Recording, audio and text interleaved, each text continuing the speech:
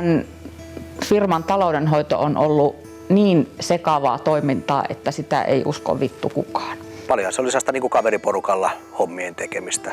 Se oli yksi tapa viettää iltaa tuossa työ- ja rockimeiningin parissa. Koko tämän yhdistyksen toiminnasta aika iso osa on mennyt semmoisessa eloonjäämistaistelussa. Alkuvuosinahan ne neuvottelut, mitä mä kävin, oli nimenomaan työeläkeyhtiön kanssa, että älkää please vetäkö meitä konkurssiin.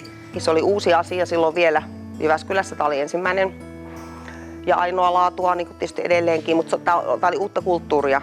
Nuorten vapaa-ajan viettoon suhtaudutaan kuin ydinjätteeseen, että jossain sitä pitää olla, mutta kunhan ei meidän takapihalla. Lutakkoa vastustettiin lähinnä oikeastaan sellaisella niin kuin kaavaan liittyvillä perusteilla. Se ei kauaa kestä ja tuolla periaatteella toimiminen, niin siitä ei kyllä hyvä seuraa. Marginaalitoiminta pois ja haluttiin messupiha siivota. Tästä ruvettiin purkaa ympäriltä näitä muita taloja ja silloin ehkä me vähän herättiin siihen, että se kyseessä ei olekaan joku vaan paperi jossakin artistossa. Se saattaa realisoitua jonain päivänä pallona seinään. Pihalla oli se keltainen matalampi rakennus ja minä asuin siinä. Joten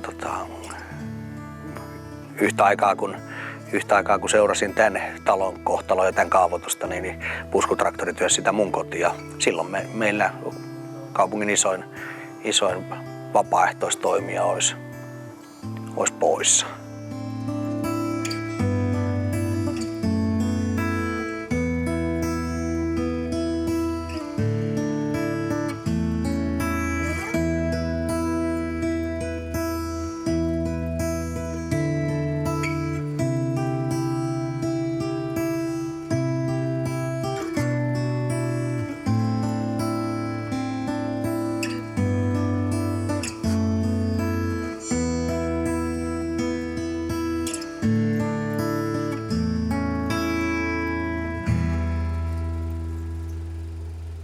Käsittämättömiä ennakkoluuloja. Ei täällä nyt niin kuin saatanaa palvottu ja lapsia uhrattu eikä pantu perseeseenkään.